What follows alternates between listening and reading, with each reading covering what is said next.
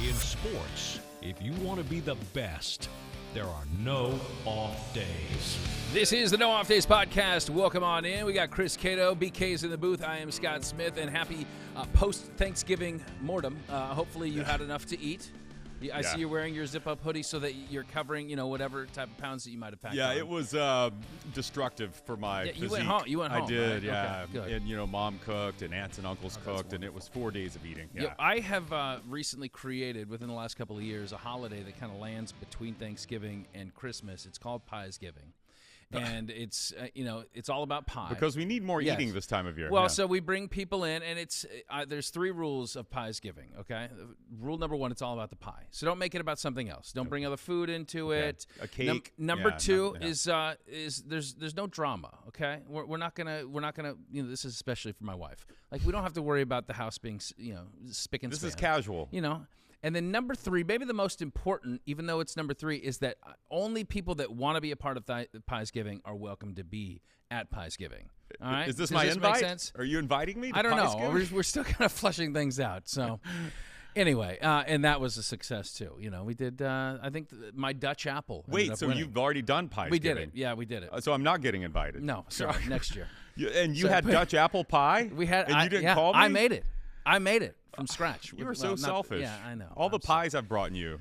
That's And you've all the pies. Yeah, all the Let pies. me count the ways. So yeah, many. no, it was good. But I think I'm trying to figure out how I can get this into a national holiday, and I don't know what kind of fanfare I need to stir up to make that happen. But I'm thinking this is the first step. If you could somehow get like the Swifties behind it or something, you need a movement I think like I've made that. I made them my enemies, unfortunately. Okay, no, you'll have to find another route. Well, all right. I Okay. like the idea though. Piesgiving, that's great. Yeah, it is great, isn't it? All right, let's welcome in Brian King. Brian, you big pie guy?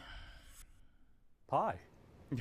Pie? Pie. Love pie. Not the Okay, number, that- not 3.14 in Yeah, the and if infinity. you do that, you're automatically disqualified from showing up. Don't try to, this is Don't not make a a math joke equation. out of it. Yes, Okay. exactly. It's very maybe that's why I serious. haven't been invited. All right. Well, I can tell by BK's reaction he's not into Piesgiving. All Why, right. why don't you like pies, BK? No, I like pies. Okay. All right. Pie. Yeah. I'm How- just waiting what to kind see- of it did you seems have like pie for Thanksgiving? I had pumpkin pie. Okay. I mean, it was well, apple all right, pie, that's- but I that just stuck to qualifies. the pumpkin pie. It was awesome. All right. I had pecan. Not my favorite. Okay. Just one? Cookie wasn't listening. Come on. I put in my order. Hey, how was the pretzel strawberry I deal? didn't get that either. She didn't make it? No, she didn't make it. Oh, my goodness. I know. It was kind of a... She doesn't listen to the podcast then. 'cause she Yeah, would've since known. she's not listening, wow, what a fail my Thanksgiving was. The dressing was dry. No, it was good. I can't complain. Okay. All right. BK, what do we have on today's big show? Big show. We're going to be talking a lot of football here. Okay. College play. I got an appetite for that. Yeah, the championship season's coming up right here this weekend. Plus, you know what that means? It's the playoff set. Playoff will be set after this weekend. And what does that mean? And how would it look this time next year? Because it changes. It changes next year. A little bit of a change. Yeah, some of us might wish it was changing this year. Yeah, So- I sure do.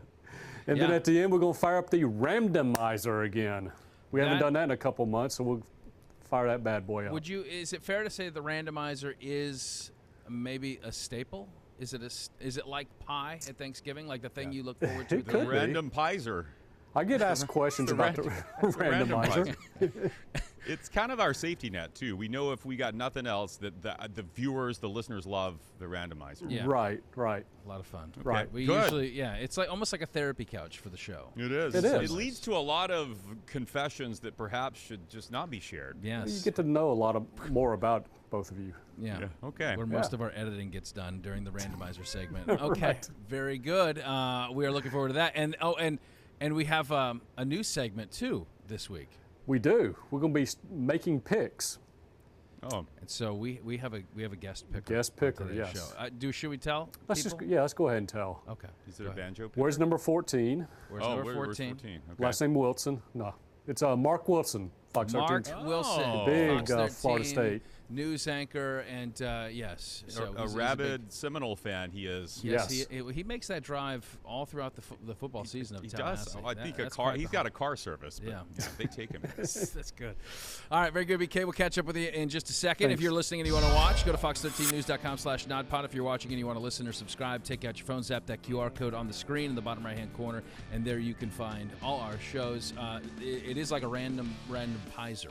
Every show is a little bit different, but it's a taste that's sure to settle the stomach and have you coming back for more. So please subscribe, fox13news.com/nodpod. All right, so as we tape the show, I mean, obviously there are so many different scenarios in the college football playoff.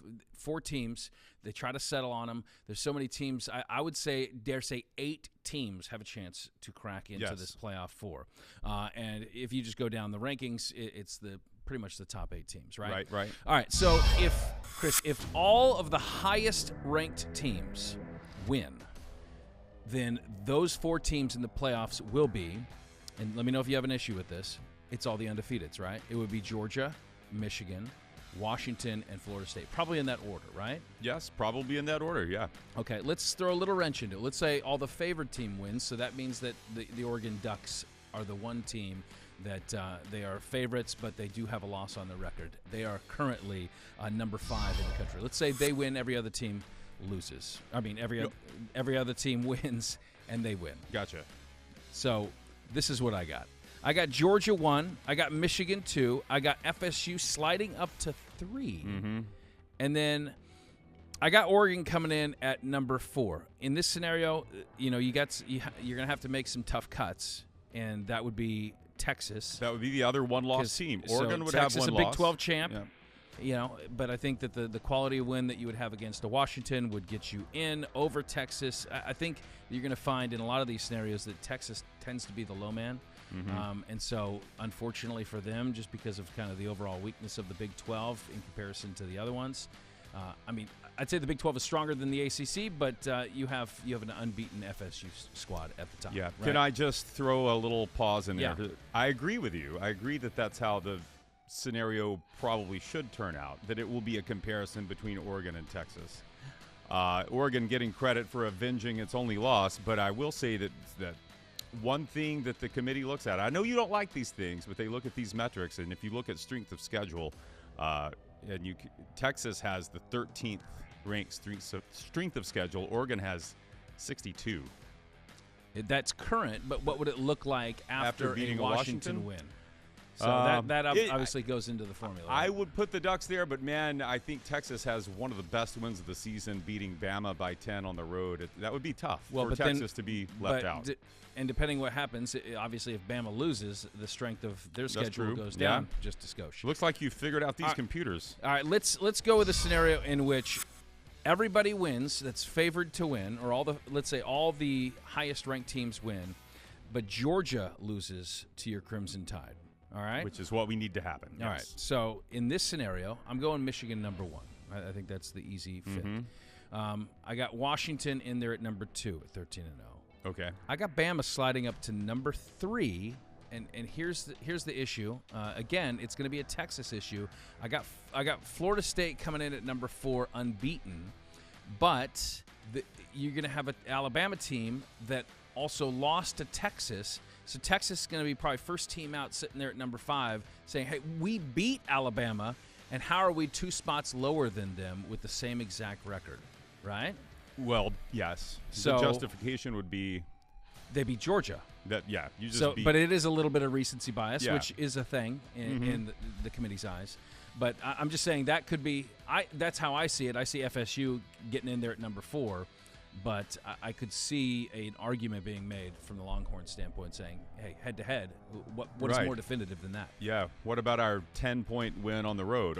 What I would say is that's a scenario where I'm glad it's left up to a committee where a lot of the members are coaches or athletic directors and not a system of computers, because I think a computer would look at Texas beating Bama by 10 and say, oh, well, Texas should be in. Both are conference champions now, but I think that we have humans decide it because we all agree that teams change, get better throughout the season. And this Texas, if you think that the Alabama team that lost to Texas in week 2 is the same Alabama team that's playing now, then you're just not paying attention. Yeah, I would agree, but I would also say that I think Texas is a little bit better too. As long as they're healthy at quarterback, I think that they're better as well. All right, let's go with a scenario in which all the highest ranked teams lose. Okay, so absolute mayhem this week. That includes Michigan? This does, yes. Let's throw that in there. Oh my goodness! Iowa, finds an offense, and they're able to stifle those Wolverines. All right, I'm gonna have to get out my abacus here. Okay. In this situation, I got Bama sliding all the way up to 1. Wait. Okay. So 12-1, most impressive win over number 1 Georgia, and by default, I think they slide up to 1. I got the Ducks coming in at number 2. Okay. They have the next most quality win that weekend. Pac-12 champs beating Washington. I have Georgia staying in it, sliding down to number 3 at 12-1, and then I got Michigan sliding into that 4th spot. Oh, you got 2 Big Ten teams. So no. I have one Big Ten. So again, it's Bama, Oregon, Georgia, Michigan. If all the teams that are highest ranked this weekend lose. Okay. So your teams that are out, that would be Ohio State, which may have an argument. Hey, we have 1 loss as well, and we didn't lose. They beat, but they didn't play. Ohio State beat. No, that was Penn State. Never mind. Yeah, would Ohio State have an argument? They're going to have the argument of, well, how can they leapfrog Michigan, right? Yeah, they lost to them. So then you got Washington and FSU. FSU with the 1 loss. I think that there is a little bit of a clamoring for FSU to expose themselves. Brian jumped in with a good point. Ohio State would have the Notre Dame win to rest their laurels, possibly to make a case. We got a good win. I mean, how quality is that Ohio State? In light of the other victories that we would see, that would be a Bama win over Georgia. That would be an Oregon win over Washington. So, what's funny? Do you play around with this all-state playoff predictor? No. I knew this was all your internal abacus cranking all this out. What you spit out there, I put it in as you were saying this, and it gave me Oregon, Bama, both with a 99% chance of getting in. Georgia staying in, like you said, and then it gave me Ohio State. Really? 65% chance. I don't see how Ohio State. Now let's go there. Okay. So give me a scenario in which Ohio State gets in.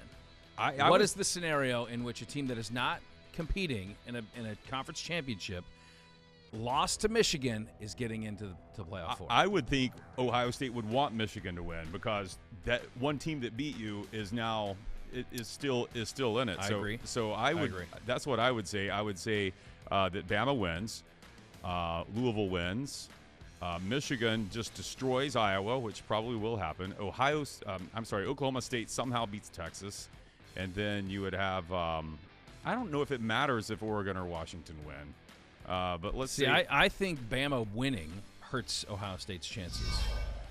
Because then it's gonna be hard for Ohio State to make that case over a Georgia, right? So I think the situation is Bama, Texas, Oregon, FSU all lose. Yeah, you're right. And Michigan wins. So and then that situation, you might be able to make that argument. Ohio State maybe squeaks in there at number 4. You got Georgia, Michigan, Washington, Ohio State. I kind of think they're pretty much dead, though. All right, give me a scenario in which FSU wins but does not get in. Does it exist? FSU wins but doesn't get in. They're an unbeaten team, and they're not in the playoffs. Very unlikely, but I would say it's possible, just because it could come down to one of these exercises in eye test. If, let's say, they win in a fluky way over Louisville, something bizarre happens at the end. Maybe an injury too. Yeah, and they didn't dominate the game, and it just was like they have a fluky kind of win, and Texas destroys Oklahoma State.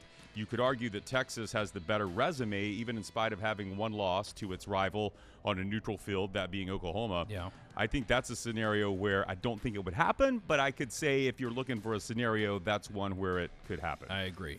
And maybe even a Bama narrow defeat of Georgia combined with, a sloppy win over Louisville. Right. For FSU. Yeah. Give me a scenario in which FSU loses but still gets in. I cannot do that. No. You don't think there's a way? I don't think so. Only because I do think in that situation they're going to be penalized for not having Jordan Travis and not being as potent as they were. I tend to agree, but if there is a window, a crack, I think it would include a Texas loss, a Bama loss, and an Oregon loss. And then I think that FSU's loss to Louisville has to be very close. And then in that situation, they might be able to find themselves back in. So they have to look impressive in their loss in some way. Maybe. All right, give me a scenario in which no SEC team gets in. Okay, I've got that one for you here. Michigan wins, FSU wins, Oregon wins, and again, I don't think it matters Oregon or Washington. Texas wins. It's going to come down to a comparison of Texas and Bama, right? It's going to come down to a comparison of Texas, Bama, and Oregon, if you want to say they have one loss too. And an FSU team that's undefeated, but certainly looks like a different team without Jordan Travis. But I still think FSU gets in undefeated, along with Oregon. They avenge their only loss. And then Texas, it makes it easy for the committee, I think, when you just compare Texas, Bama head-to-head. Hey, Texas beat this team, by 10 points in Tuscaloosa. Yeah. So no SEC teams in that scenario. Yeah, I think Texas has to dominate in that game to really get some style points. How about one in which no Big Ten team gets in? You know what I just realized, just because as we're taping this, these committee rankings are fresh, that they put Ohio State at 6. Yeah. Well, they were 6 in the AP. Well, we don't care about the earlier AP this week. But I don't know. I push back against that. I think Alabama and Texas are both better than Ohio State, but I'm also biased. Okay, what was the scenario? Well, their only loss is to the number 2 team in the country. Yeah. Where your loss would be to Texas, your Alabama's loss would be to Texas. So, I mean, I can kind of see that. But again, the fact that they're going to be penalized because they're not playing in the conference championship this week. Mm-hmm. So, just like we knew Michigan, Ohio State, they're both in the top 4, but we know a game's coming. Right. So it's going to sort itself out. All right. So no Big Ten team gets in. Here's my scenario. Obviously, Michigan has to lose, and then all the other favorites win. Texas has to win in an impressive fashion. Yeah. So, the reality that there's no way Michigan loses. If Iowa wins that game, the final score is 9-6, 6-3. Yeah, Iowa. Right. Yeah, real ugly, no doubt. How about let's go here. Let's end here. The most likely unrepresented power conference, and give it to me in order. I'll start out first. Yes. So most likely power conference to not be represented in the playoff. I think number 1 is the Big 12.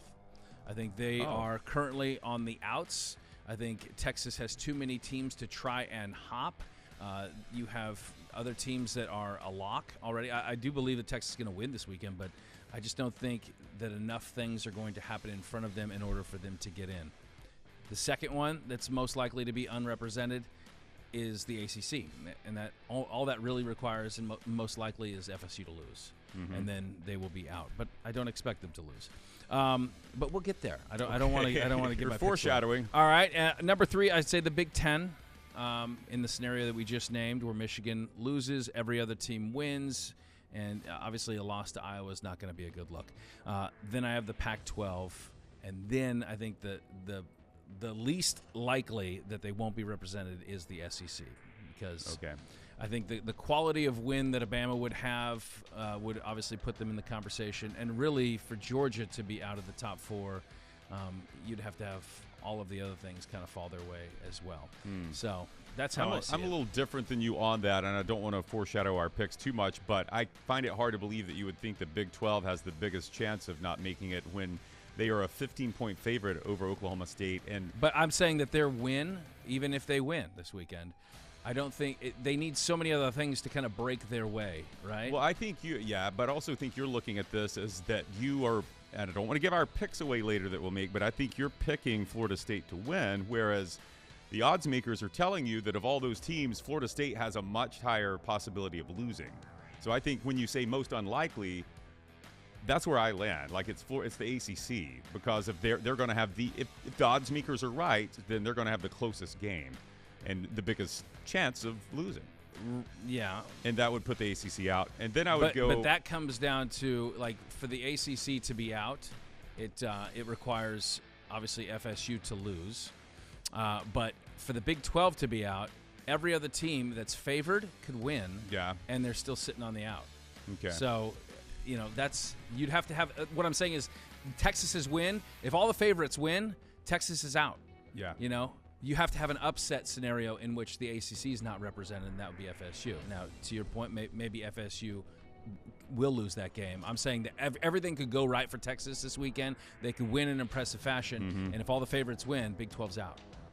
That's why I'm going that way. I hear you. Okay. I buy your reasoning. And I would go Big 12 second in that ranking, and I would go Big 10. I would go SEC, then Pac-12. I think this Washington-Oregon game is a play-in game. I think they're getting in either way. And then I would say the Big 10, just because it's such a mismatch with Michigan and Iowa, the Big 10 has the most likely chance of being represented. Okay. Very good. I think we've exhausted this point. And by the time that you're watching this, you will see all the holes in our arguments because maybe you've seen all these games already. Very good. All right, coming up on the other side, if you thought breaking down a 4-team playoff with all the possibilities was fun, well, then stick around because the 12-team playoff is coming up next year. There are some amongst us that are not fans of the playoff expansion, and a tongue lashing is coming their way next year. Who could that be?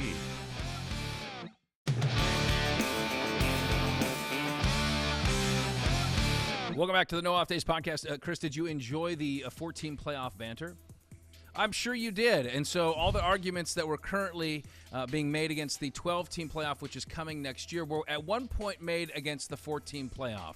So I want to see what that 12-team playoff looks like because I know that there are some amongst us that are not fans of what is soon to be coming in college football. Let's bring in producer Brian King. And I just want to know, just overall thoughts, are we fans of what is coming next year, the 12-team playoff? It's not that I'm not a fan of it. I'm not buying the premise that it's going to make college football better. Okay, so 12-team playoff. So you're not saying you're a fan, you're not a fan, but you think it's going to make the game worse. Okay? The Chris? game as a whole, yes, that's correct. Okay. I've gone back and forth on this. Even as recently as last week, I thought Brian, and I know all of you guys out there listened to our heated discussion we had last week. I thought Brian made a lot of good points, but this is where I land on this. I think the 12-team is going to be better for the game. Okay. I have a couple of case studies that I can introduce. I mean, you later. have flipped now again. I know. Because I feel like 24 hours ago, you were saying, hey, I'm going to make the case that the 12-team, I'm with Brian. I'm Team Brian. I was mostly doing that just to ruffle your duck feathers, but yeah, no, I after looking at this, I do believe that this is going to make the game better because the number one point of having a playoff is what? To find a champion. And find the champion and also have a great championship game to find the two teams most worthy of playing. And I thought about this last night and I said, what was the most disappointing thing to me last year other than not getting my strawberry pretzel salad at Thanksgiving? Yeah. The most disappointing thing to me last year, such a great college football season, was what happened in January in Los Angeles when TCU dragged its carcass into that championship game. And it was 65-7 Georgia. I mean, that is, and you know what? If you have a 12-team playoff, a team that is flawed is going to have more opportunity to be exposed. Okay, so resumes get exposed. Yes. All right. And not resumes, but incomplete teams get exposed. Well, right, but they got in because of their resume. And so we realized that these can't just be resume arguments. There's an element of eye test, right? Yes. And an element of strength of schedule and all that, right, that goes into it. But, Brian, I would say, not to put words in your mouth, but I've heard you say this many times, you think it just waters down the regular season way too much. Well, it does water down the regular season, but going back to what Cato just said, I mean, how often does that happen? How often have we've had 65-7 blowouts in a championship game? Well, not often. We've had a few in the semifinals, though. Yes. Well, yes, but that weeds out the process. And you're still going to have... Wait, so a playoff weeds out the process? No, okay. the 4-team playoff, weeded out. What you're saying is agreeing with me, though. You're saying how often does it happen that we have a blowout in the national No, I'm championship? saying that just because of what happened last year, we're not going to change the entire playoff, and it makes it a 12-team playoff all of a sudden, worth its merit. All right, gentlemen. So I'm just saying that it does, in the sense that it doesn't make the college game better, is that it does dilute the regular season. Yeah, you know what I don't like about it was just what we experienced this past weekend when you have Ohio State, Michigan, that feels like everything's on the line, right? Right. And you have this in the whole because you'll never experience that with a 12-team playoff.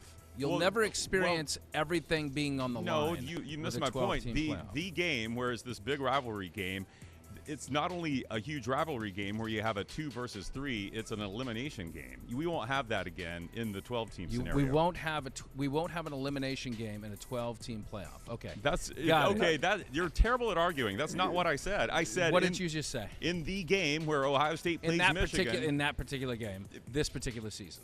No, any season where they play on November 20, put it on the calendar 22nd, But not whether every, it's in not Ann every Arbor year, or not, Columbus. Right, but not every year will Ohio State and Michigan be in the playoff picture. Most years it's for high stakes. And I'm just saying that, okay, can we agree? Recently, Can we agree? No. Can we agree college football is top heavy and it's going to be the same suspects pretty much every year?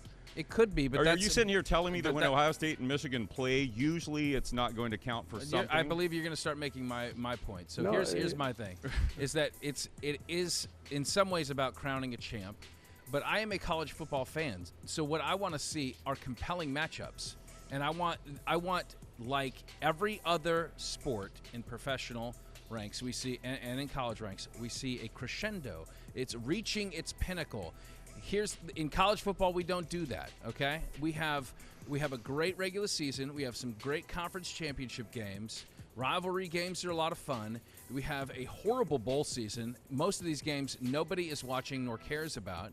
And then you have 3 games at the end. 3 games a month after the season. I like having a long playoff because these are going to be matchups that we can all get on board with. They are all elimination games. And so, yes, while you dilute a little bit of the regular season, I agree with you, Brian. There is a dilution that takes place, just like there was a dilution that takes place when you have a 4-team playoff. To what extent, it'll be a little bit more, right? There will still be value. It's not turning into the NFL. It's a much smaller percentage of teams that actually make the playoffs. You got 130-plus teams that are in college football. You have, 32 teams in the NFL, and about a third of them make the postseason, right? Or half of them. So, the process is you're going to get the same type of elimination games, the same type of stakes, but it's just slid back a little bit. Let me give you a scenario, okay? All right, so last week, I would classify, let's go regular season value games, okay? So let me give you a very high value game. Okay. That would have been the Ohio State-Michigan game last week. Very high, right? So that means both teams win in, lose out. Then let's go down a notch. Let's go high, okay? So you got 2 good teams, and maybe only one has a playoff shot. Medium value games. Okay, you got 1 good team has a playoff shot, and then the other team is maybe not good at all. Then you got low, which is maybe 2 good teams with no playoff shots. Okay, last week, I would say we had 1 very high. That was Ohio State, Michigan. Both teams had something in it. They win, they're in. They lose, they're out. Okay, you have, let's go 3 high stakes games. Okay. So Oregon State, Oregon trying to keep their season alive. Oregon State really nothing to play for. UW Washington, same situation. Bama Auburn, same situation. Okay, then you had a handful of medium value games, which would be Florida State, Florida, because these, I think the opponents are a little bit inferior. No offense, Gator fans, but you had Texas Tech, Texas, right? Everybody knew that this was a favored game. Georgia Tech. Okay, so medium value. So at the end of the game, or at the end of the weekend, you have 4 high or very high stake games. Okay, in a 12-team playoff, what you would have is everything slides down a little bit. So you're not getting very high values, but you're getting a whole bunch of medium valued games. So the Ohio State-Michigan game, it still has value in that, everybody wants to fight for that first round bye. The top 4 teams, the top 4 Power 5 conference winners get that first round bye. That is a great value. It's not like, they don't want to have to play a game that they're going to potentially lose in. So there will be value to that, right? Then you have, and I would say Ohio State, Michigan, Oregon State, UW, Washington, Bama, Auburn. Those are all medium value games in the 12-team playoff. And then you have kind of medium to low. And there's a whole bunch of them, including teams that you would scoff at, but they would have a chance to fight their way in.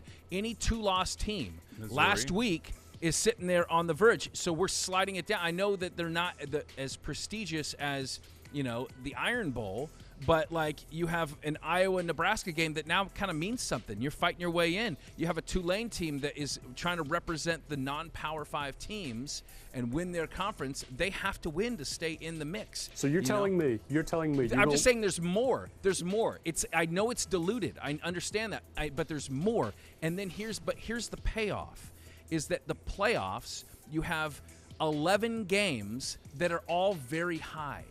Because everybody has everything to win and everything to lose. 11 games, 4 in the first round, 4 in the second, 2 and then 1. Like, to me, if you want more good games, more quality games, I think the playoff is the way to get you there. And yes, it requires watering down a little bit of the regular season, but I still think college football fans will love it. They still care about rivalry games. They still care about. I mean, if you're jostling for position, you know.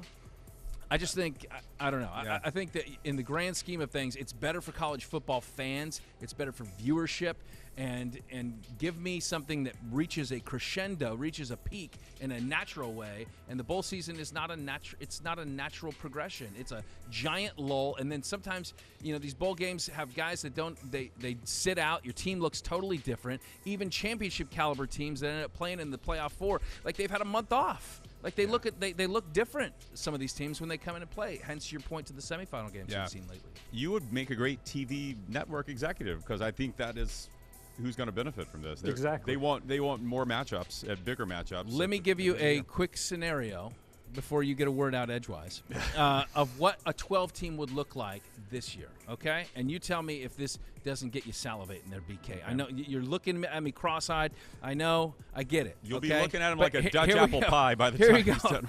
Your bye game, your bye teams are going to be Georgia, Michigan. This is just based on the latest rankings this week, okay? So Georgia, Michigan, UW, Florida State, they all get first-round byes. Your round 1 games, okay? You got Tulane at Oregon, okay? I know that may not mean a whole lot, but there's a fan base. Tulane's a good team.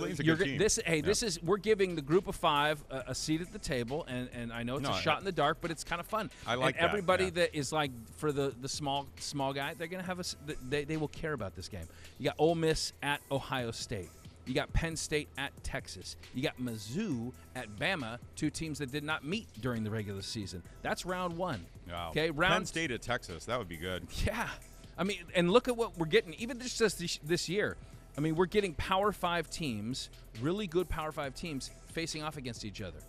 How do we get that during the regular season? I can tell you how exactly you get it. You're getting it this weekend with Oregon playing Washington. Who's going to be watching that game? I'm saying out of conference teams. Huge ramifications. We all want to say strength of schedule, but you dictate your own schedule, right? You're a victim of your own conference, right? So like if your conference is strong, then hey, every win you get, you're amazing, right? And it's easy for SEC teams, that especially at the top of the SEC, to always boast their strength of schedule. But for good teams in less than powerful conferences, like you're always fighting that uphill battle. Every out-of-conference game, you schedule it. And so like this goes to the whole game about having like teams like playing Mercer on a weekend or playing North Alabama, teams that like really have no place in this. You will get more of that though, and I know you agree that it's going to water down. And I'd like to get rid of that, but that's a different argument to me. Like this playoff makes sure that we're going to get those. We're going to get different conferences butting heads at the end of the season. You won't get Bama, Texas in week 2. Texas is in the conference now. Pick another. Because SEC is going to go to 9 games, which they should have a long time ago, 9 conference games. So they're not going to. Why would I take a risk on taking a loss early in the season when I can get in? I've got higher odds of getting in a 12-team playoff now. It will. But here's what I'm saying: if every team does that, and they're only going to play their conference out. Okay, there's going to be ramifications for it, because now there's going to have more teams with fewer losses at the end of the season that are fighting for that 12. It probably only makes the playoff better, honestly. And so, yeah, maybe you're not going to have some of those marquee matchups early in the season out of conference. But I think my point is that it's backloaded, and that's how sports should be. It should be backloaded. It should get better as the season progresses, not worse. I don't want my best. It's not NASCAR. I don't want my Super Bowl the first week of the season. I want it at the end. That's not how it is now in college football. The best week's not the first week of the season. But the here's argument. The thing, you're talking about the crescendo. With the 12-team playoff, the crescendo is going to start December and go to January. Whereas right now with the 14 playoff, you got a crescendo starting in the first week of September, building all the way continuously to the playoff. What's wrong with that? Because you're not getting conferences against each other in the time it matters, when it matters. But it's a building. I mean, Bama lost to Texas. Right. What is the penalty for them right now? They're sitting outside They're the not gonna playoff make the looking playoff. in. But they knew that going in. If they beat Georgia, they're in the playoffs. No, we just looked at like several scenarios where they're not. If they But beat again, Georgia. Scott, it's not More than likely. I'm more with than Brian. I'm with Brian on this. That they will stop scheduling these tougher early season games. I don't. And I know to what, me, that's now, a different conversation. I get what you want. So you'd rather you want September games that mean a ton, but December games that really don't. No, I'm saying that college football is unique in the fact that its season is the entire season of crescendo. Just compare it up against college basketball. There is nothing in the regular season of college basketball that's appealing. Come March, the sport's fascinating. It's different. They play more games. But you can't look. There's fewer games, and so you're competing for different spots. I just think that I think it's hard to argue with what a 12-team playoff is going to give you more games that matter. Okay, which game would matter more using that 12-team playoff? You got Oregon playing Washington this weekend. Does that game mean a lot? Or Oregon playing Tulane next year in the opening round of playoffs? Oregon versus Tulane in the You're opening out of round your of the mind, playoffs will Oregon mean loses. more because both teams have a chance to play in or lose out. Like, both teams are fully leveraged. Same with Oregon and Washington Friday. Yeah, for this particular team. But okay, take the Big 12 championship. Okay, what does Oklahoma State have to play for? Nothing. What does Iowa have to play for? But that's nothing. Why? Because I want regular season, Scott. Because to me, games that are the best are when both teams are equally leveraged. When both have skin in the game, both have something to win, both have everything to lose. Those are the best kind of college games. Then I say let's just start the that. tournament at the beginning of the year where everybody's fresh, everybody's healthy, run it through September, and we're done with college football. What's the point of the regular season? That's not a genuine suggestion No, because it's not just practical. no, in any but way. it's the whole metric thing that you low value, high value. The Texas Tech game. You had that, I don't know, mid, low value, I forgot. But Texas loses that game, that's pretty high value for the Longhorns. But I'm Longhorns. saying it's medium value in that. What was the spread on that? Anybody know? Who cares What what did the Texas spread win is? by? Who cares? I care when I'm assessing the value because I'm saying TV executive guy. Because I'm saying he's putting together a show. It's a show. It's entertainment value, and yes, like Texas Tech never was going to beat Texas. Like the chances of that happening were very slim. Hence why the odds makers had the Longhorns heavily favored. Then I So say yes, Texas had everything to lose, but the chances of them losing very small. Same thing with Michigan, Iowa this week. Okay. Same thing. So I want games where both teams are fully leveraged, and that's to me going to give you the best. And I don't know. I want my December to matter. I want it to be a December to remember. I think we will be when the dust settles, and we have no choice anyway. We're going there. I think it will be exciting next season. BK. No, I mean, Are we still friends? No, it will water down the regular season. yes. And these Penn State, yeah, we'll watch Penn State, Ohio State. Yeah, we'll watch Alabama, Tennessee, but it will have nothing compared to what it will next year. Okay, hang on, BK. Before you fully beat that drum, we're only talking about 2 lost teams getting in the 12. So we're not talking about when you say that regular season doesn't matter. Of course it matters. It just matters to a certain extent. It matters You're not less. you're not getting NFC South caliber teams that have 7 losses still potentially in the mix, or with losing records getting into the postseason. That's not animal. happening. But you're right. closer. It's a totally different animal. But you're getting closer to the Philadelphia beating Kansas City in Week 4 and not mattering because it doesn't matter. It's totally different. But it's getting totally closer to that side. You can't argue that. 2 lost teams, that's going to be like the threshold. It's like it'll be like the most. It'll be 2 lost teams that get in. That doesn't take away the value of the regular season. Anyway, I wish it was 12 teams this year, so I wouldn't have to worry about Bama's future here. All right, very good. We will table this conversation until 10 minutes after the show. Thank you very much, BK. All right, it's time for our pick segment for games this weekend. Our guest picker this week, he has been known to pick a guitar or two, but he will be picking against. Will he be picking against his beloved Knowles? probably not. More nodpod coming up next. You just picked a fight.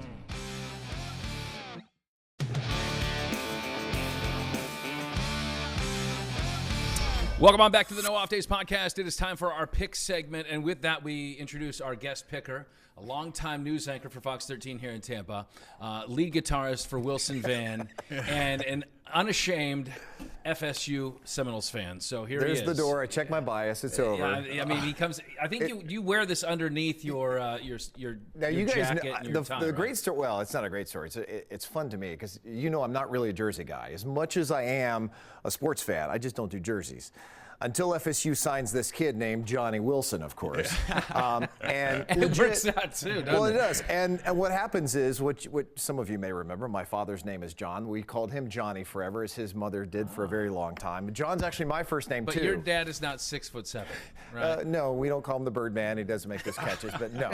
But, it's a little bit of fun. It's, so this is the first and only jersey I've ever worn. Well, that's a good one to start with. Yeah. What a magical season your Seminoles are having here. It's return to the glory Magic's days. been the Does it word. feel you've been up to campus a lot? Does it feel like this is Just in a matter of 3 years, we had 30,000 people in those stands. Yeah. You talk about heartbreaking, because I bleed garnet and gold. That was some of the toughest times we've ever seen. To see that transition, and I think a lot of us believed in Mike Norvell, but to see it happen so quickly, everybody's just as surprised as we are excited. So, are you into the jinxing phase of the season? I mean, where you feel like if you do anything that you have not done previous weeks, that maybe you might throw like off. appear on the nodpod? Oh boy! Oh no! Oh, You said it. we have been known to. I was a little worried. You texted me this one. I'm like, oh boy. Yeah. Oh, boy. Okay. All right. Oh, Well, boy. sometimes we see it on College Game Day. Okay. If Kirk Herbstreit's calling a game, he doesn't pick that game. So once we get to the ACC championship, I'll let you make your decision on whether you want to pick it or not. Roger that. All right, let's start with the Pac-12 championship. This is Oregon, number 5, against number 3 Washington, a big-time game with playoff implications. Oregon comes in surprising as we tape this on Tuesday. They are 9.5-point favorites going into this game. Again, this is a Friday night game in Las Vegas for the Pac-12 championship and potentially a ride to the Final Four. So we will start with our guest. Mark, who you got in this game? I'm probably going to go against the grain here. I think it's a little bit of a sucker bet. I think Vegas is trying to pull us in. And I will say this. I think Oregon is playing really well. Yeah. But I think this whole media hype about all of a sudden you got to look sexy and it's not about winning. It is about winning. And I think what Washington has done is what Florida State has done. They find a way to win. I think they find a way to win. All right, He's going with going, the Huskies then. Penix over Bonix. I do. All right. I didn't see that coming. I thought he was going to give us Oregon, but not by 9.5 points. I'm going to go Ducks, but I do think the line is a bit misleading. I think the last 2 times these guys have played, it's been 36-33 last year and 37-34 this year. I think it's something like that. But I do think Oregon is going to have an advantage running the ball, so I'm going to go Ducks, get the revenge. Yeah, and win the I think Pac-12. it's hard to beat a team twice in 1 year, especially a team. I think Oregon, since that loss to Washington, it really has kind of lit a fuse for this team. I think they're clicking on both sides of the ball. I think Washington's defense is a little bit suspect. I do say the Ducks win. I don't think they cover the 9.5 though. Did you check your bias at the door? No, absolutely not. How can I? All right, let's jump into the Big 12 championship game. This is Saturday noon kickoff. We have 18 Oklahoma State taking on number 7 Texas. Texas still one of those one-loss fringe teams trying to fight their way in. If the cards fold right, they might be able to find their way into the playoff. Who you got? We got Texas. They are 14.5-point favorites, Mark. Cowboys are fun. They're going to bring it. I don't see them getting into Texas, though. I think Texas covers and wins. Yeah, I think so. Wouldn't it be fun, though, if Mike Gundy in, this final going away present, because they already beat Oklahoma earlier in the season, right? Right. You could knock off Oklahoma and Texas in the same year and win the Big 12. They're so run-dependent, Oklahoma State is, and that's what Texas's defense is built to stop. So I think it's going to be Longhorns pretty big. So not Ollie Oxenfree. Okay, I got you. All right, I'm going Texas as well. I don't think the Horns cover. I think it's going to be a tighter game. Gundy usually can scheme up a team pretty well. So hey, fun facts. Yes. Oklahoma State has won 9 of the last 13 against Texas. They have a great record. Those Texas teams aren't this Texas team. Right. I'll say that, right. All right, let's jump into the SEC championship, one where Chris's colors might show a little bit. We got number 1 Georgia against number 8 Alabama. Georgia 6-point favorites. This is a 4 o'clock kick in Atlanta on Saturday. Mark, who you got? This is the game of the week. so? I mean, this is it. Yeah. This is really it. I don't know where this goes. I think I've seen more of Bama play this year than I have of Georgia. Last week was a little different. It's just tough to say. But if it comes down to it, sorry, Chris, I think the Dogs get them. Yeah, I don't fault you for that. Wait, hang on. I want to know what's under the hoodie. What do you got? I'm not concerned about the SEC championship. I'm concerned about the Sun Belt championship with my alma mater, the Troy Trojans, playing Charlie Belcher's App State not one of our Mountaineers. picks this week. No, we didn't get that one in. Okay, I was trying to, just not. So yeah, I think Mark's probably on the right side, but I can't sit here and pick against my team. Just because. Take what you saw last week against Auburn, kind of throw that out the window, because Auburn's a weird thing. It's a weird animal. And I think Georgia was holding back a lot, too, when they played Georgia Tech. These two teams know each other so well. They're kind of built to play each other. They've crescendo the whole season to get to this point. So I'm not picking against my team, though. Let's go Bama with some other fluky, crazy play at the end. Why not? Let's make it fun. They know how to do it. I like the momentum that Bama has. I mean, Milroe's kind of turned his season around. And I think this comes down to probably a last-second field goal. I mean, but I think it's going to be the Dogs. I think they're going to find their way into the big dance yet again. But I think it's a little bit too close for comfort. So Dogs win, but narrow. All right, let's get to it, Mark. The ACC championship game this Saturday night, 8 o'clock in Charlotte. You got 14th-ranked Louisville taking on 4th-ranked FSU. This is just a 2.5-point spread. The Noles favored to win. I think we win and cover, and I'll tell you why. I was. And I don't want to speak too soundly about this, but Louisville's is all an air show. They throw the ball really well. We've got the top defense secondary in the country. We've got two of the best corners in the country. I think we stop them easily there. I was much more fearful of Florida last week because of their running game, and for good reason, and they showed it. So I don't think we struggled nearly as much with Louisville as they did in a very tough rivalry game. We know about those things like what happened last weekend. I think Rodemaker finds his footing, has a little bit better start. So I say Noles by 10. Yeah. By 10? Okay. Wow, I am trying not to. I'm friends with you, and I want us to continue to have a great relationship. And I'm trying not to pick with my heart that wants a scenario for Bama to get into the playoff here. But you will. I'm just a little worried about the Seminoles on offense. Defense is great. Boy, that was a struggle. And again, I know it was a rivalry game at the Swamp, hard place to play, no matter how bad Florida is. But just kind of an inability to get things going. And also, I think Louisville losing was the worst thing to happen for Florida State, because Louisville lost because they turned the ball over 3 times to Kentucky, left a short field. So their eyes are going to be wide open about protecting the ball. And they do have a couple of pretty good running backs. I think I'm going to go with Louisville here. Okay. Yeah. Well, I think of all the running backs on the field, I think the Noles have the best. And I think that's the formula. Trey Benson, pound the rock. Where did he come from? Wait, sorry, what? Where did he come from? Oh, yeah, he's an Oregon Duck. So that, I guess, my feathers are starting to poke out from my flannel here. It happens to all of us. But I think that that defense is sound, and we saw that last week against the Gators. And this is game number 3 for Tate. So, more reps. I think he's going to get. And there's no team really that goes into this, I think, this last week with a bigger chip on their shoulder than the Noles, because there's so many teams just waiting. So many people that think that, hey, they got to show their colors. They're nothing without Jordan Travis. Get them out of the Final Four. We got other teams that we want to get to. And I think FSU has to make a statement, and I think they do make a statement. And so I'm going to go double-digit win by the Noles as well. My goodness. They certainly cover, and they win the ACC championship. All right, let's get into the NFL. We got a couple of good ones. Iowa, right? We're all taking Iowa in the Big Ten championship. Yes, absolutely. Okay. For sure. Hands down. All right, NFL, we got Panthers at Bucks. Of course, a local game for us here.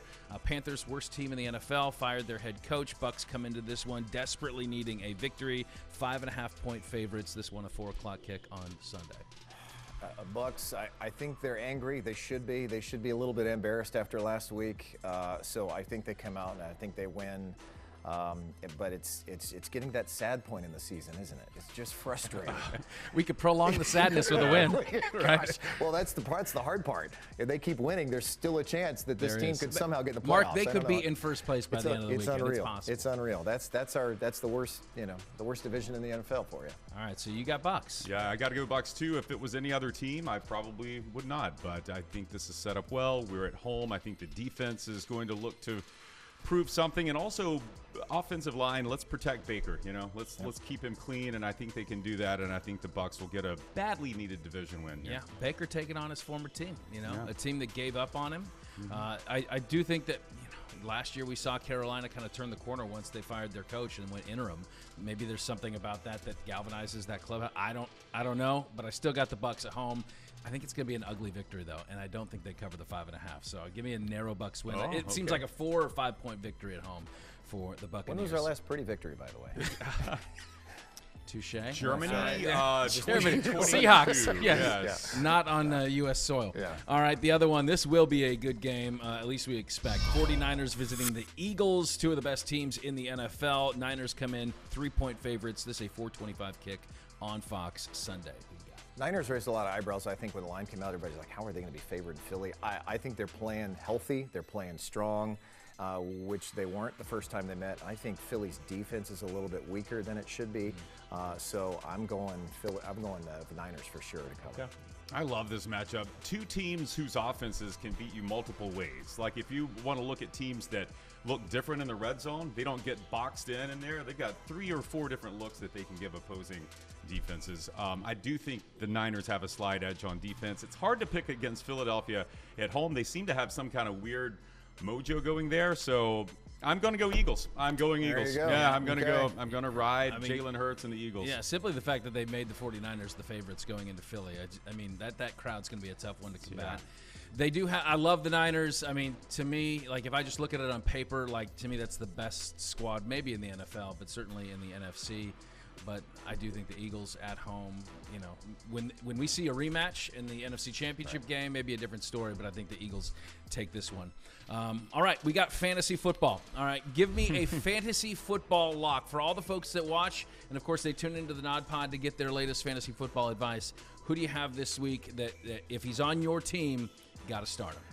I was going to take Christian McCaffrey because this is the healthiest I think he's ever been, but that's why I think the Niners are going to do better. But I'm going to stretch it a little bit.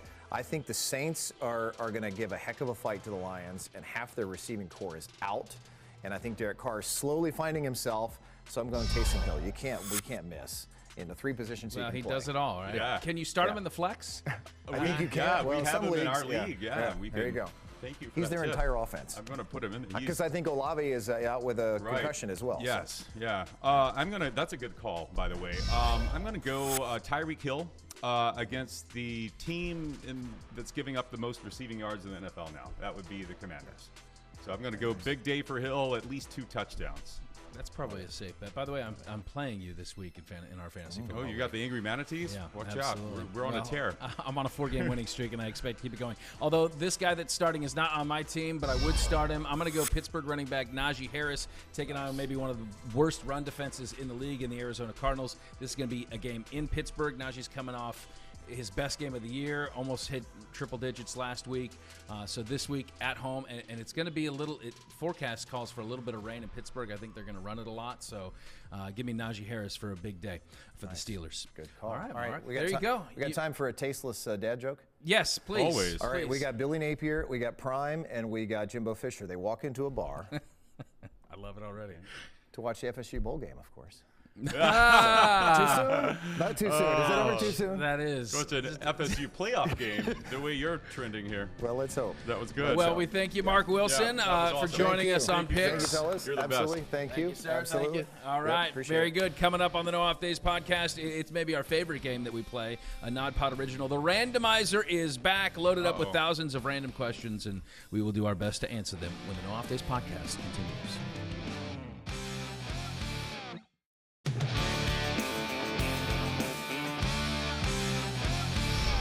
I needed a little breather after that last one. Welcome back into the No Off Days podcast. We got Chris Cato, BK, come back on in, EP BK, and we got the randomizer set up for this one. One of our favorites. So let's get that thing rolling. How many pre-selected questions? Well, there's still like 3,000 in there, 3, so okay. I don't know which good. 4 are going to come up though. That's the randomness. Are these all of it. AI generated? No, these are all BK generated. Okay. Yeah. Even talking better. about? Even better. All right. Very good. All right, let's go ahead and roll that first question off air. Oh, we have to say stop. Remember? Yeah. Because it's voice. That's acting. right. We broke our button. Okay. All right. You want me to? Yeah, go for- you okay. can All right. Stop. There you go. What is the subject that you could talk about nonstop, completely unprepared for at least 10 minutes? If I know Chris, like I think I know Chris, that what isn't there? Playoff scenarios? No, I think we covered that one. Right. Greek mythology. I think I've proven that on this podcast, right? That. Yes. it's You very want to go impressive. Greek or Roman? I can go down the whole lineage. I didn't know there was a difference. Well, you know. There's Greek- two sects. Well, you know, Sects with a T. there's Zeus, and there's his Roman version was Jupiter. So there's Hulk Hogan? Yeah, they had aliases so that they could go down and pillage the villagers in the Okay. form of a swan, if you know what I mean. Well, let's not go 10 minutes on this. So Okay. You think it's? Yeah, Greek mythology. I mean, obviously, outside of sports, I would say, religion, theology, the Yep. eternal decrees of God. I do that. I feel worse that I went with a fake religion and you went with a real one, but So I like that. I'm recently into gardening, so even though I'm not good at it, I enjoy talking to. I don't want to people hear about 10 that. minutes Exactly. of you talking about See, gardening. I have no place to go with it. I have no place to go. But yeah. Okay. And stop. What is a skill that no one knows how to do today? Gardening. There we go again. Hey, you try to come up with your own food. You know what I mean? I would say critical thinking. No. Let's see. Reading a map is probably one Okay. that I would be guilty of. Like if I had to unfold one of those things that was stuffed underneath, Right. you know. Or in the glove box. Exactly. Like what is this? Where am I? What city am I in? I would say writing in cursive would be one. Like, my kids are learning how to write in cursive, and if I try to write in cursive, it actually looks like I'm 10 years old again. Why, So, why are they trying? Why are they learning to write in cursive? I don't know. Calligraphy I don't- or I don't- art? That's the school's teaching them how to write in cursive. Well, every generation needs a scribe, I guess. Well, you need to learn how to something. write, right? Yeah, but in Okay. cursive. You don't That's think so? interesting. No, I love cursive, but I'm surprised schools are teaching it anywhere. Okay. And not, here's your keyboard. Type away on this. Yeah, I would go, okay, so yours was cursive. I would say listening with an open mind to another person. This is a skill we don't have. No, Wait. You know, Give me an example of that, please. rewind the podcast. Okay. Here it is. It's driving a standard, driving a stick. We just had a that's story true. on the news the other night about how these car thieves, jumped in, and it was on surveillance video. It was beautiful. Broke into this car to steal it, and then couldn't get it going, and then had to bail out because young kids, man, these Yeah. kids, they didn't know how to drive. That a would be stick. actually funny to watch. It was Have hilarious. them burn the clutch out while they're trying to get away with the car. Okay. Yeah. That's good. Did you learn on that? I had Yeah. Brian, I had a 3 on the column. You ever seen a 3 on the Yes. column? My That was dad's first car I time. was don't know that. what that is. 76 Chevy, your stick's on the column of the steering wheel. Column, Okay. So it's like an extra handle, It's Okay. like opposite of where your windshield wiper handle would be, and you're cranking that baby like this. Yeah.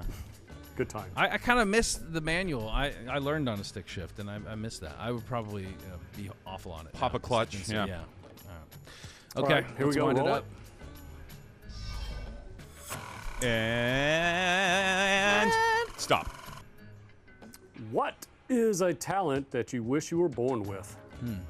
Speech. I would be the first talking baby. Yeah. I would be in all the movies. They wouldn't have to do voiceovers. I would say newborns are the most unskilled labor force. So, right? Yeah, or changing my own diaper. What skill is somebody born with? Do you mean that? Do you mean like actual as a baby that you had a skill? No, more like Oh. just a talent that's God-given. That I you take wish you things had. too literally. Yeah, here's what I would pick, and I just went through this. A with, baby driving a manual. and folding a map. Yeah, while it talks gardening. No, I just went home for Thanksgiving, and one of my friends, Wade Keith, is such a talented guitar player. He's the kind of guy that You could slap say a bass. he's a jukebox. You could say, hey, could you play some Stone Temple Pilots? And he'd say, I don't really know it, but I think I can figure it out. And in 20 seconds, he'll figure out all the chords. And then he'll do a little solo breakdown. That's not even part of the song, but it's better. Wow. So that's what I would do. I would be Wade Keith if I could. You should open up his YouTube page and maybe get some of the benefits of that musical talent. Yeah, he's good. His agent. Yeah, so I'd say, being able to play a guitar or just recognize a key, like not being tone deaf, would be great. Yeah, that would be good. I think musical talent's probably up there. That'd be cool. Because I agree with you. Like, it seems like if you learn an instrument early, you're more inclined to be able to do all the other instruments too. Right. You know. And speaking of instruments, the guy that we just had on, very inclined musically. So. He is, yes. I would say. I mean, I look in the athletic realm. It would be nice to have like really amazing speed. I think that would have been a game changer for my life. I wouldn't be sitting here if I was super fast. But I'm gonna say something probably a little bit more obscure. Small talk. Like, I think that's a skill that I don't have and I don't care to have. I really when you're kind of trapped in a conversation with somebody you don't know and you don't really have anything to say. I'm constantly in this environment with my wife that is, she's gregarious, and she goes out, great word, and she meets people, she acquires friends for me, and the husband of friends that she has, and you have to engage in small talk, and it's not one of my favorite things to do, so we just end up staring at paint drying on the wall. You shove another piece of pie in your mouth. So have you tried my Dutch apple? I made it myself. So you don't know anything about sports, huh? Okay, this is going to be tough. Yeah. What about you, BK? I don't know. Just dance, I guess. Wait, you took breakdance? That I took, and that was like 5 lessons. But just like dancing. This has always been a hang-up So for you've you, always hasn't it? wanted to dance? Not like dance. Fred Astaire or what? No, just where you go to, like at a wedding, and then Tap dancing. everybody goes out there and starts, and you're going, oh. Swing dancing. So you're doing the side-to-side kind of. Yeah, I get you. No. So, just something like that, or be able to tell a joke. Like you want to be like a showstopper, like everybody forms a circle and then not you do your necessarily. thing. Yeah. Just so I can have dance with enough skill to where I'm not embarrassed when I go out there, or I have confidence when I go, hey, yeah, I can knock this out. Or would it be equally as good if you just didn't care what other people thought and you danced the way you currently do? No, I'd rather know how to dance. Really? Yeah. See, I think I'd rather have the other. Then I think dance like no a shame. lane? I have like just shameless. Yeah, I could shameless care dancing. less, and I'm gonna be a horrible dancer, and I love it. Yeah. I don't know. Embarrass all my children at their weddings and know. everything. Yeah. Here it goes down again. Watch this new move I've been working on. Hey. Okay. Right, well, here we go, one more. We gotta have a nodpod dance party. Oh, We need a One of these last segments. We need a timer on this show too. I'm gonna see if I don't say stop, if it'll keep going. You think it'll? Okay, stop. It said stop. What's the? Oh, you What's the read it, Brian. last hype thing that you completely fell for? The last type thing that I fell for. Well, I'm not really into the hype things. I would say probably food bowls. Like, Ooh. yeah. So like, like every the food new, item right. has to come into a Yeah. bowl, and it has to be healthy. And like we have places around here. There's a lot of them. Every food item is now in a bowl. Wait, you were just trying to sell me on one of these places a couple weeks ago. Where? Kava? You're the Oh, hype. yeah, you're I the do hype. love Kava. See, he's a hype man. But for okay, Kava. but I've been on the Kava train for like a decade You now. are such a hypocrite. Okay, no. But I was on the hype train there. But what I'm saying now is I'm more back to sandwich guy. I'm sandwich guy again. Boy. I was, yeah. I used to be on the 4-team playoff train, but now I'm 12-teamer guy. The whole point of being on a hype thing is that you're not on the hype thing anymore. When Yeah. did I suggest Kava to you? Like 3 weeks ago. Okay, that is something I used to be on. And now I'm back into sandwiches. So fickle. And I used to be on the flatbread sandwiches at Subway, and now I'm back to just regular bread. Just give me the regular. The flatbread has lost its luster. You'll be trashing regular bread in 3 weeks. Last hype thing I completely fell for. That word completely makes me, I don't know, man. Made a lot of poor choices. I would say. Oh boy! Here comes the therapy couch. Can I make a list? I'd say Disney World. This will offend a lot of people and send them jumping off a cliff, but it is overhyped, right? Like it's not. But It's were supposed you to be- ever on that hype train? I thought it. Yeah, Like yeah, you a had to little have bit. been on it. Did you Oh, ever like season like pass? was I hyping it? Yes. When was the last time you wore Mickey ears? It's been a while. Okay. Like 3 weeks ago. Okay. I don't know. Yeah, I would say probably. Oh, we were supposed to have a great eclipse like a month ago, and I went outside You did. and stared straight at it with my eyeballs. You're not supposed to. You got to build the oatmeal box. No, I did. I went to the library and picked up the free eclipse viewers, and it was kind of a dud. Yeah. I mean, I looked away. Who's responsible for hyping eclipses?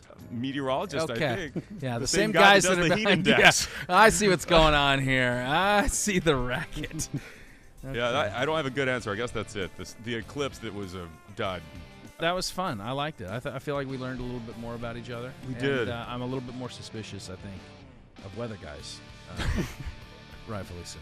All right, very good, BK. Thank you so much. All right, if you want to get a little bit more nodpod in your life, go to fox13news.com/nodpod or hit that QR code. You can subscribe on iTunes, Google Play, or Spotify to get the podcast sent to your phone every week. You don't even have to look for it.